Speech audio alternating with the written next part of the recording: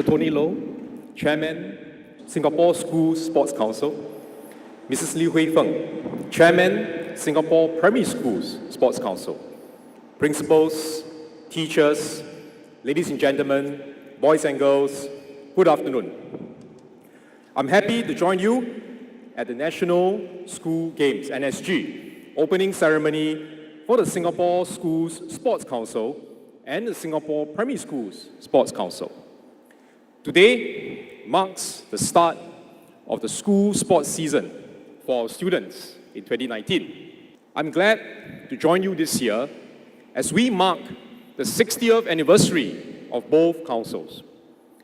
It is wonderful that our schools have been planning and organizing inter-school sports for the last 6 decades.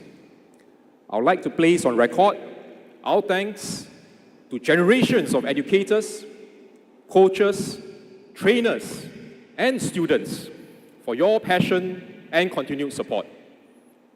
Why not a round of applause for our educators, our trainers, our coaches, and our students? The number of sports and the nature of games have evolved over the years, but our mission of coming together to provide quality experiences for our school athletes and to support character development through the pursuit of sporting excellence, these remain unchanged. Since 1959, our principals, heads of department, and teachers gather every year to devote their time, resources, and efforts to organize the inter-school competitions for our students. Today, the two councils organize 400 championships across 29 sports. Last year, close to 60,000 school athletes benefited from these events. Ladies and gentlemen, boys and girls, sports is an integral part of holistic education to prepare our young for the future. Through enjoyment of sports and physical activity, our students acquire a strong foundation in movement skills to keep them healthy, fit, and active throughout their lives. And these benefits can stay with you through your lives. In addition, the lessons they learn from sports are important for character development and building of life skills. Now, some of you may recall the B Division Boys Bronze Medal match between St. Andrews Secondary and Northland Secondary at the National School Games Hockey Championships last year. Like many Singaporeans, I'm very proud of our students, and I'm very encouraged by the sportsmanship they demonstrated in that match. After a brief medical timeout, when one of the St. Andrews players sprained his ankle, the umpire blew the whistle to resume play.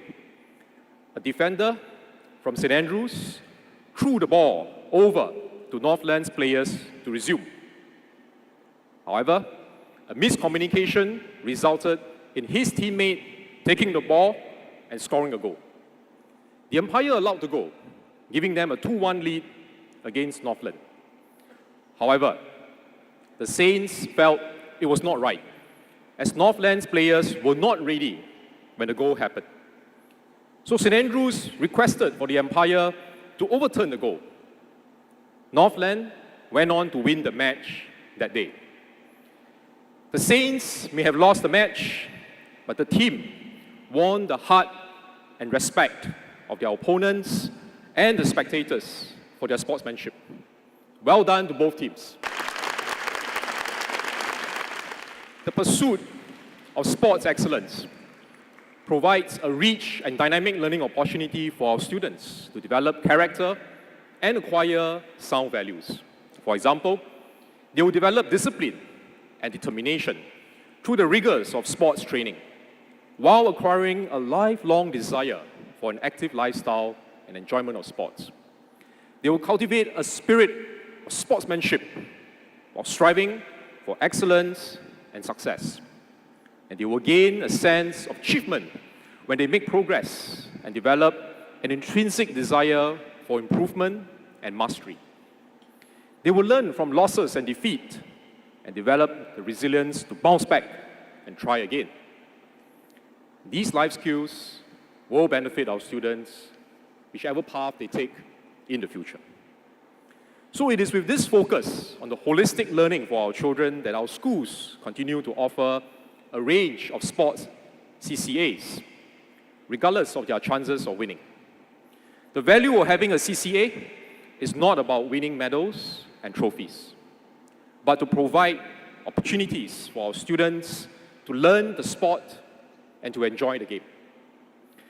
For the football teams in schools like ACS Independent and Northlight School, losing matches was common when they first started out competing in the NSG. But that did not deter them from sustaining the CCA and participating in a competition where their chance of winning was slim. Now, given that there are more than 100 schools with football CCA and more than 80 compete in the NSG, it's a very competitive sport.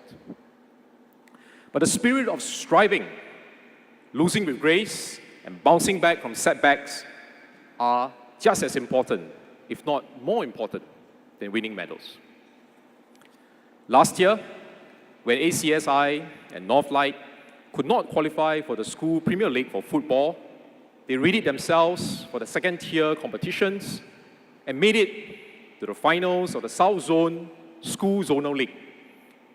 Both teams were evenly matched throughout the game, coming back stronger after conceding each goal. While Northlight eventually won with a score of 4-3 at the final whistle, both teams cherished the joy of competing and playing a good game. Importantly, the students picked up useful values along the way. Now, these are some of the experiences of our teams in the NSG every year. I commend our schools and our educators for providing all these wonderful opportunities for our students through their CCAs and NSG. Ladies and gentlemen, boys and girls, let me now touch on the changes to our junior division competitions. The review was started in 2015, and the recommendations were first announced last year. And these will be implemented in phases over the next few years, covering all sports in the junior division by 2021. There will be changes to the areas of awards and recognition, competition format, age group division, game format, equipment, and game rules. So a very comprehensive set of changes. Collectively, these enhancements will enable our young athletes to benefit from the experiences and have more opportunities to participate in the competitions. For example, with the introduction of the orange ball competition for tennis and the rule change that allows schools to register any minimum number of players for the NSG tennis events, students who are not yet ready to play with a more advanced yellow ball can now have the opportunity to compete in the NSG. Some of these students come from schools with a thriving tennis CCA, like Henry Park Primary. Some of them come from schools with an introductory tennis program for their young students, like Fengshan Primary.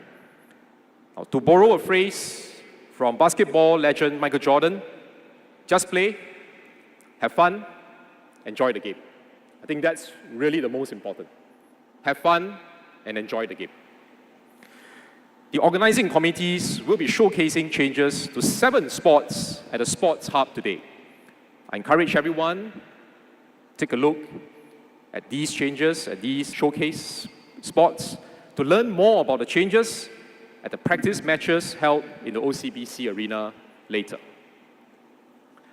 I wish to particularly thank all our primary schools, led by the respective National School Games organizing committees, for spending much time and effort to study, conceptualize, consult, trial, and implement the enhancements for our children to help them pick up the skills and values through sports that will benefit them for life. Now, in closing, I would like to commend the 2 councils and all our schools for organizing the competitions and providing meaningful learning opportunities for our students. Thank you to all our educators and our parents for your commitment to sports. Thank you for your tireless efforts to innovate and to improve the NSG. And thank you for all that you have done to prepare our children for the future and build the strong nation we want for Singapore. To our student athletes, I hope you will treasure the opportunities to train, compete, make friends, and learn valuable lessons for life. I wish all of you an enjoyable National School Games. Thank you.